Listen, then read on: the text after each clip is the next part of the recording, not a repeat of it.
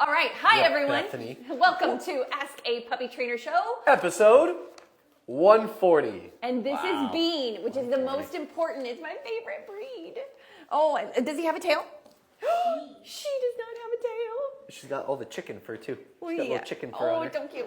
Don't cute. Okay, this is Bean. All right. I know it's an Aussie, so there's biting in my future. So we'll deal with that. Future, that's in your present. Present, past, and future. All right, guys, just a reminder, when you ask questions, can you please give us the age of your puppy and the breed or breed mix, just so we have an approximate size. Oh, there's the biting. Hello. Hello. Welcome. And we do want to remind you that we have an online puppy school where you can learn from A to Z what to do with your dog, including behavioral stuff and one-on-ones with, like in a Zoom setting, with Sparky and I. And so you can go to thepuppyacademy.com, check out our online school. All right, you want to start? This dog's gonna need something to chew on while you hold him. He can chew on her. me. She can chew on me. It's fine. There you go. It's fine, Bean. All right, let's start with an easy one, or at least a short one. I don't know if it's easy. This is from Nadine, 15-week Aussie. How to get her to stop jumping on furniture, people, etc. She's never been allowed on furniture, and tell her off with a gentle push if needed. So I hear a gentle push when needed. The push is still gonna feel like an emotional connection to her. It might even feel like a game. Oh, unless it's you're a like game. incredibly stern, Look, which it's most a game. owners are not that. Most dog trainers aren't going to teach you guys how to do it. Just like this guy. Oh So much no, fun. off. And he's like, You bite those fingers. You push down, and they're like, maybe they'll go do something else for a second, but they're coming right back. Most time you push, they push back. Yeah. You need a leash on your dog. You need to be a little bit more preventative, not really reactive. And there's going to be moments where, yes, you do have to react. Yes, your puppy jumps on the couch, and you can, guide them off with the leash. But a lot of it isn't guiding them off with the leash. It's preventing them from going up there in the first place. To where I have my dog out of the crate, and we have tasks during the free time that they're out. Walk and play, training. If I can't work with them, supervised separation as long as I'm in the same room with them. But the key theme to those three things is there's never really just a chance for them to roam around and do things on their own because they get in trouble. Dogs are opportunists. Every puppy is an opportunist. Adult dogs are too, but they have better impulse control, so they kind of have a better idea of what you want them to do. But as a puppy, we always make the joke in the dog training world, which is if you don't have control over them, no one does.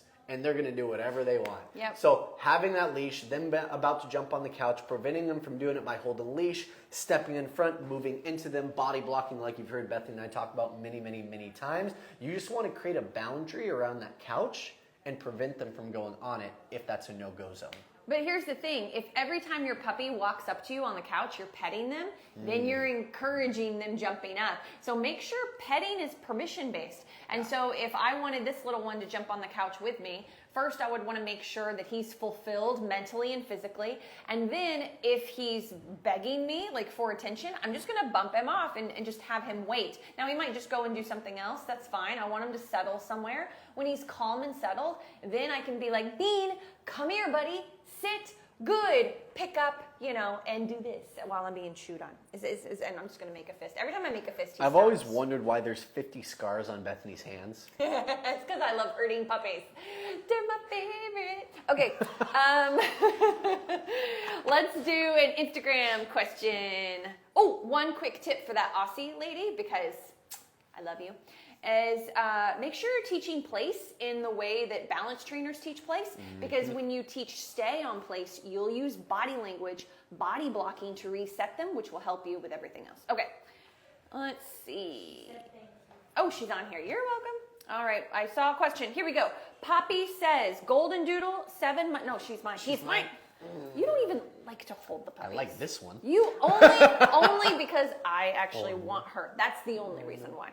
Poppy says, Goldendoodle, 7 months, nervous barking at people and guests. I would say that you're too close to the situation. And so if she's barking at someone that's, coming in the house, then they're coming in too soon.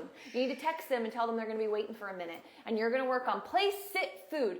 I might even do clicker training for this. Click, food, click, food, click, food. Then I'm going to text my friend, hey, knock on the door. Knock, knock, knock. They kind of do a little nervous bark.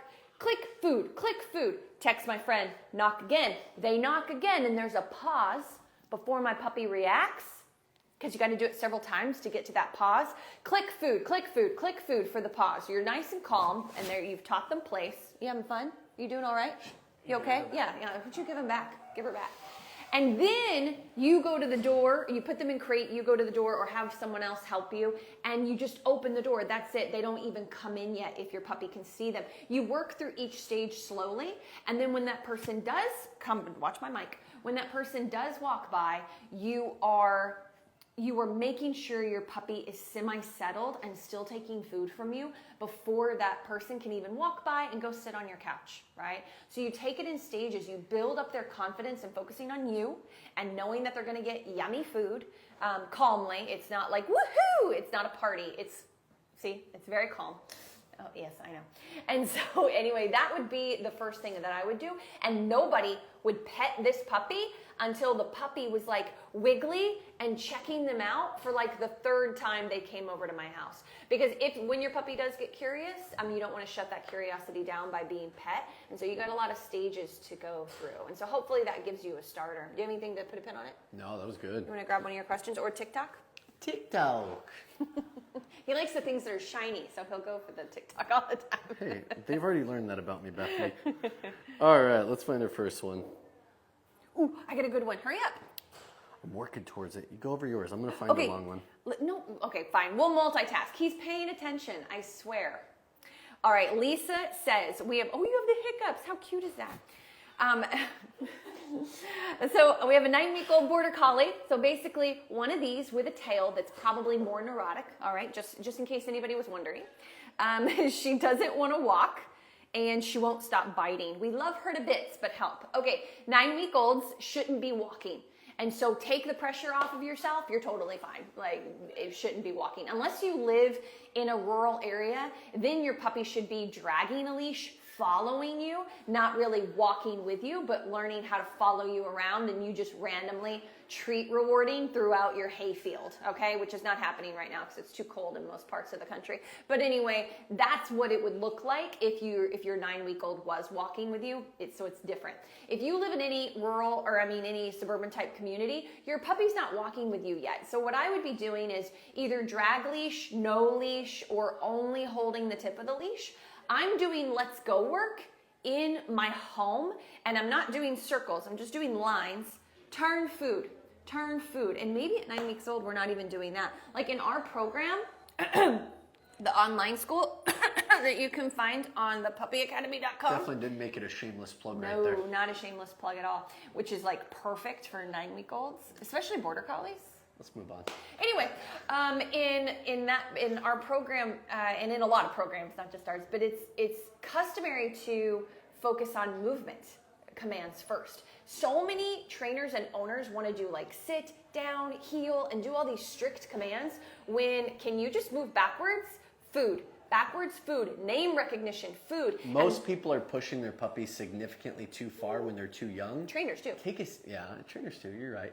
Take a step back and see what your puppy can do with just the basics. What she's basically saying is put them on place or put them in a sit, take one step away. If they move, step back in, put them back to the sit. Not 9 weeks old, not even place. I was just taking a step back. They're just moving around. And moving in. I just want to see if my dog's going to give into movement or challenge movement. And as they get older, you turn that into place. As they get older, you turn that into sit, stay on the ground. As they get older, you can start adding. She's cute. I know. She's so cute. I love her. You can start adding different levels of stimulation and distraction and duration and distance. The older they get, the more you can add, but start with the bare bones basic, like you can find in our online school. Yeah. See what we did there? Exactly. But yeah, you just want to focus on come and follow me. Yep. In the house, in the yard, in the front yard, in the garage when it's raining, or if you're in a snowy area, and dragging the leash, then holding the end of the leash, and then within a couple of weeks, after 9 weeks old, maybe at 10 to 12 weeks old, I'm working in my front driveway. Are you? I hope the owners on here watching. This is how you piss off your dog. Are you? Okay, thank you. It's a good thing for saying it. Yeah, this is how you really aggravate. Yeah, and this is how you create an even more bitey, herding dog. because this is not their jam. And you best believe that after this live, she will be training this dog and working her back down to a calm state. Well, actually, I'm going to have to hand her off because she's had it. So basically, she's now in the hands of whoever gets handed off to. Gets to her first. And she'll probably bite the next hand after Kimberly passes them off. Tell staff I'm sorry. Because that's normal for the breed. It's so normal for the breed. It's not like these cute little Malteses that are like, oh, this is nice to Maltese bite hard too. to be pet. Yeah, but they'll be pet for a half an hour. Yeah, easy. Oh my gosh. Okay, you want to grab found my one of question. those? No, I found my question. Okay, what's your question? All right. This is actually a really good one, and I think this is one that we haven't been asked yet today.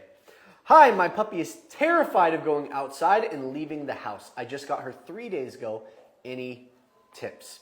So it sounds like your dog is already in some sort of fear phase. It could be genetic. It could be genetically predisposed. Could be the shock of going to your home and you've got a bit of a sensitive dog. It could be a number of things. It could be, I won't go over what it could be. I'm just going to start giving you advice on what you should start. There you go. So build confidence, not outside. Build it inside. There's a lot of different videos. We've already mentioned online school twice, so I won't mention it again, even though I just did. But you need to get yourself into a program, whether it's private training, whether it's a group training, whether it's an online program, whether it's even just looking on YouTube and finding some basic commands until you find that training program. But some of the first things that I work on is some kind of relationship building exercise, teaching your dogs their name, and then coming when called from a very short distance for their meals. You want to work them for as many meals as possible. You want to build food drive, and that's going to build confidence. So when you do eventually work your way to outside in the front yard, backyard, and eventually the sidewalk, your puppy's able to hear their name, check in for food when they're under threshold, which is like the little mini door in their brain that when it's wide open, they're great, but when it opens a crack and they're already overstimulated or fearful, that means that you have a less confident dog that you need to build more confidence for. The more training you do with them inside and then in controlled outdoor environments like your backyard, like maybe your front yard, that's going to build the confidence. So when you get them out to the real world and your puppy is nervous and fearful, but they've built more confidence before, they see a dog, they lock eyes, you're like, puppy, come, good, redirection in a different direction, or redirect in a different direction, and your puppy's able to look away, take food, and walk with you in the opposite direction. That's what you're looking to build up to. I would just say that if you can't even get your puppy to do potty time outside right now, that can definitely make it really difficult. I would consider maybe just designating a safe spot that, I don't know where you live, but it's away from wind. You know, it's up against the side of the house. Maybe you have to buy a grassy patch for a few weeks or something like that, so you don't have to go out in the yard into the elements if you're dealing with that sort of thing. But you have like one designated space that's close to the door, so you're not walking very far, where you're taking your puppy. And if that's still too hard, get just a cheap wire playpen that just folds, that you can put around a grassy patch. And you just pick your puppy up and put them in there and see if they can figure it out that way, so they don't feel like there's so many things going on around them and they're not on a leash pulling and getting like more unsure because they feel this tension on their body that they don't understand yet. So anyway, hopefully that gives you like a few tips just for the potty issue too. But the pottying issue won't get better until you do what he said. Okay. I think she said potty issue. Well, she just said outside. So she just won't go outside. So I'm going to assume there could be a potty issue outside. I recently had a dog that had the same issue, and she got those bamboo sheets that are super inexpensive, and she layered them on her patio, so the dog still felt like it was in a room, but it was still in a comfortable spot to go outside. And then she started lowering them. That's intense. So the dog could see a little bit of like the outdoor sky, and then that's how she worked them up to being able to go on the patio. Smart though. I think now she's actually outdoor with the dog pottying on the grass. It doesn't walk yet, but we're going to build up to it. If you've got the time and means, yeah, it's a good idea. Rhonda says, my puppy was a puller, but now she just sits there. I am now the one pulling. Help!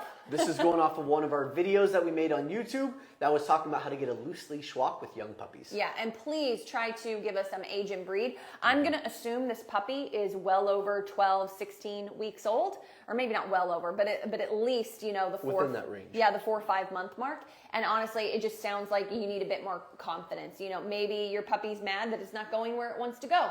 You still need more confidence in your ability to guide your puppy, or maybe you've hit a fear stage and your puppy's a bit nervous and would rather stay inside, or maybe there's family at home. There's a number of reasons this could happen.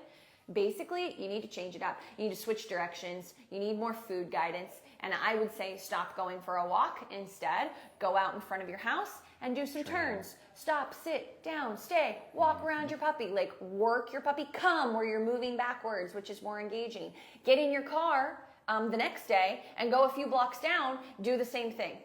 That's what I was going to say. Yeah. I think your puppy might just be getting stubborn. They're not getting the walk that they want any longer. They're getting the walk that you want / need, and they're slightly rebelling. That's my guess. I would work on a couple of different things. I like what she said about going a few blocks away. I would do that, but I would also work with a low food arm and try to walk a couple steps with the food right to the dog's nose, see if they'll move. Sometimes it's still an expectation, so they still resist it. You could even walk a few steps, drop a treat on the ground, stand up tall, they move for the food, and then try to have another one already low, moving forward, seeing if they'll follow it. Sometimes just getting the butt up, grabbing a treat, you can get them to still move and follow after you with more food guidance or more drop food to get some distance. This is a super quick one, so I like to answer the quick ones. Inix11 says, 18-week-old Bernadoodle, crate trained during the day, sleeps at the end of my bed at night. Is this okay? If you don't have a problem with it, I don't have a problem with it. And that's it. It's totally up to you and what you're experiencing. Are you getting a lot of barking when you leave the house? Are you getting a lot of separation anxiety? These are things you got to ask yourself, because if you are, then maybe you shouldn't. If you're not, you got a balanced dog, good luck. Have fun. Beautifully Flawed Queen says, what in the world? Look at that face. She must be talking about you. That's got to be you. Thanks, Queen. I got you, girl. Where's the damn dog? Bring him back. There was a puppy here if you've just joined on. It wasn't this face. Sarah says, oh, yay, look at all these Aussies, all these herding dogs. My 9-month-old Australian cattle dog, I've only had him for a month, jumps and bites aggressively. Well, yeah, you got a cattle dog. No, sorry, I'm just kidding. I'm going to help you. She's hurting you.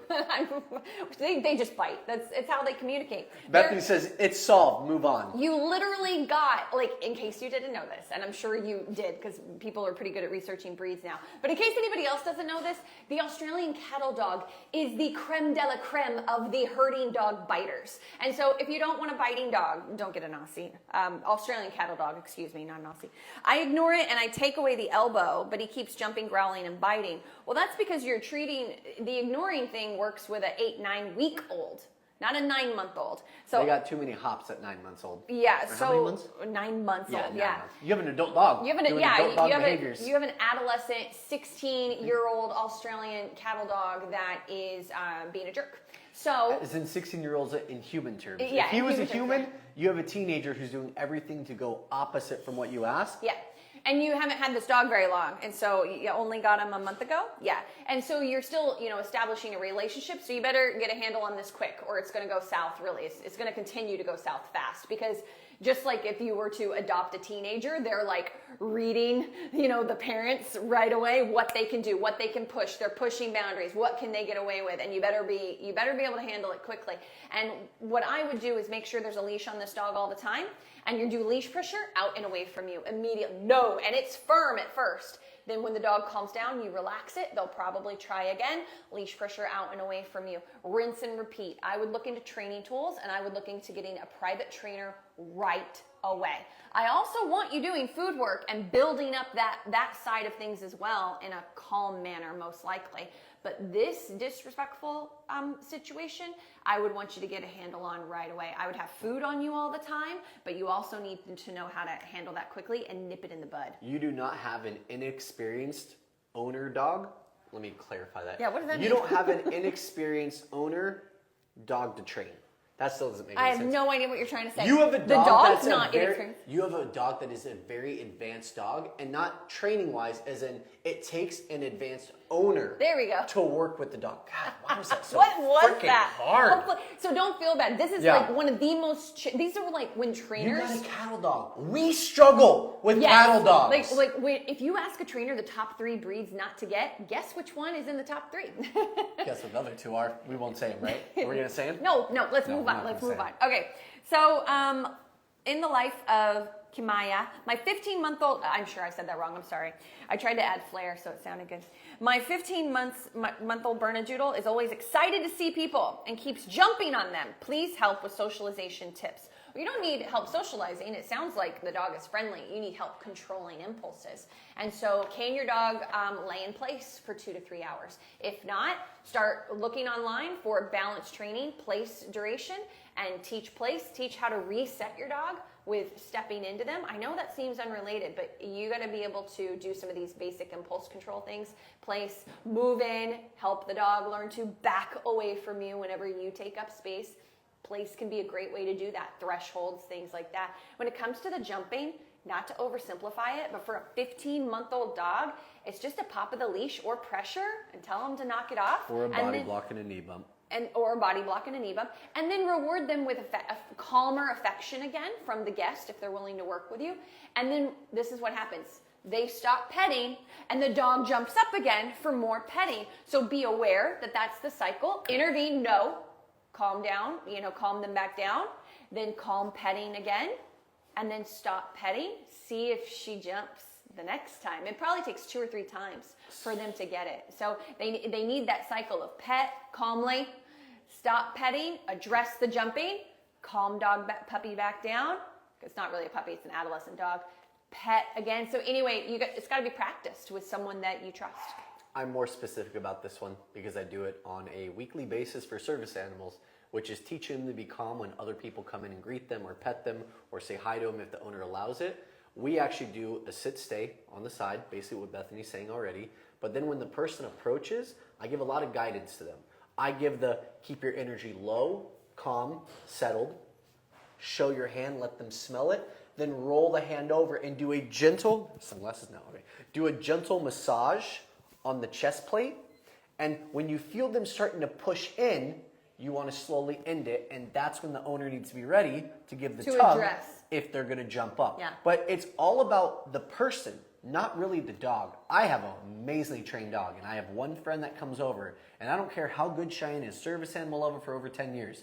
She will jump on him and go freaking psycho to play and love and jump and go crazy. But it's because this guy advances so much of that energy onto the dog to react to it. If you can control the person, the dog becomes that much easier to control. Well, that's a relationship thing. For me, I agree with everything he just said. Like, start with the lower level energy. But for me, I would also, if this was important to me, for my dog to be social and greet people, I would also need to practice with more excitement.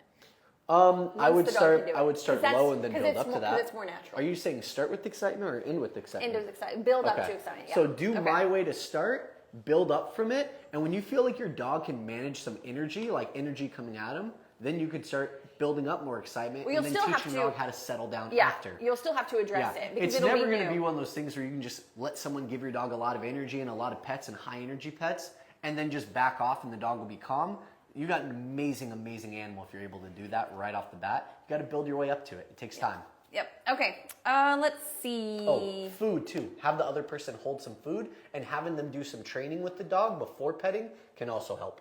That's if you have a guest coming over. I have so many questions. There's a lot of questions. Do the weird, awkward looking expression I have on my face. So let's do Ricky Bobby. No. Yeah, no. Ricky Bobby. Baby Jesus. If you ain't first, you're last. Okay. Ricky Bobby says, should I crate train? No. Should our crate be inside the playpen? That's actually a real accent too. That's not fake. That southern twang is coming out. Yeah, you can have a crate inside the playpen. It don't matter. But you need to make sure you also got a crate in another room so they can spend time alone during the day, because that's really important. That's all I got to say about that. I don't want to say anything. Okay. All right. We're going to move on. Thank you, Ricky. Stop it. Thank you. Thank you for your input, Ricky. All right. Let's go to Boho Queen. All right. I'll stop. What was the name? Boho Queen. The way you're saying that, you can't say that name the way you're saying it. Oh. That's yeah, no, you can't say it anymore. Okay, I'm going to revisit that later to see what he means. For now, we're going to move on. Toilet training is going to be great. Oh, is going great. Is going to be great. Toilet training is going great, but my 6-month-old puppy seems to still only poop in the house. How do I stop this? I'm letting you do that one.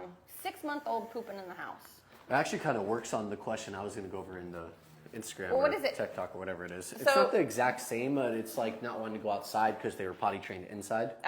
Oh. It's not fully the same.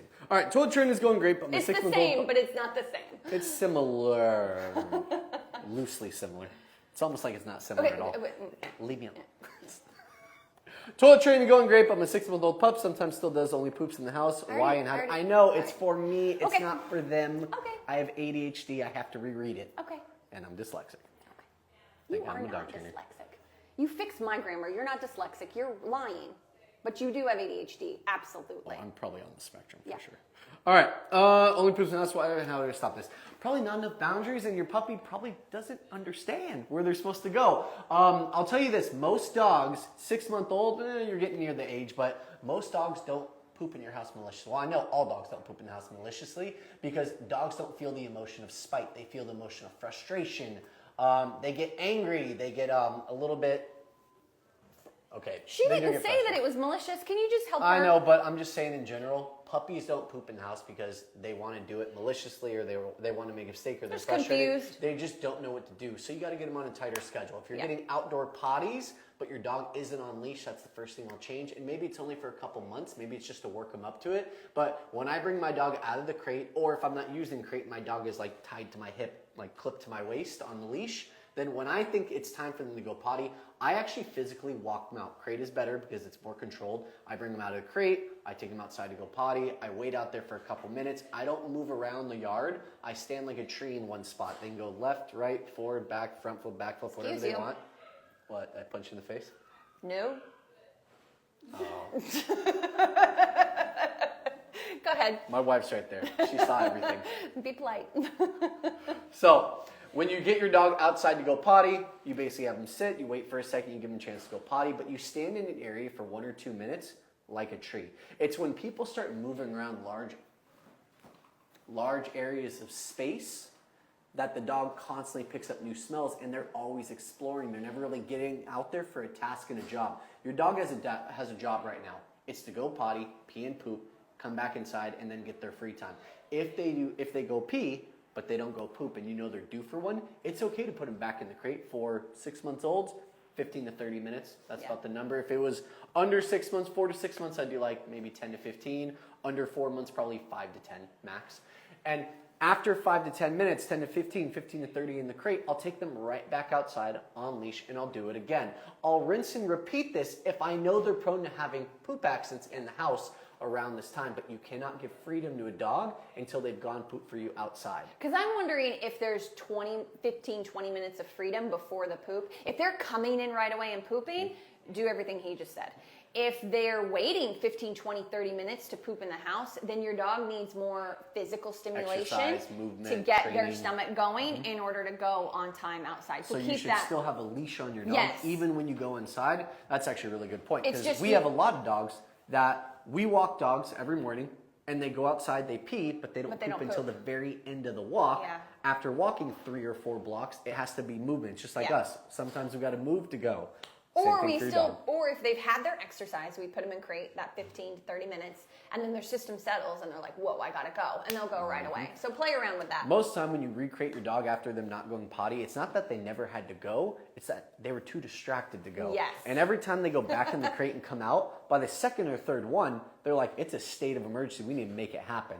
Just make sure you get them out there quick enough. All right. Well, how are we doing on time? We have 1, 2 Here we have minutes. 1 minute.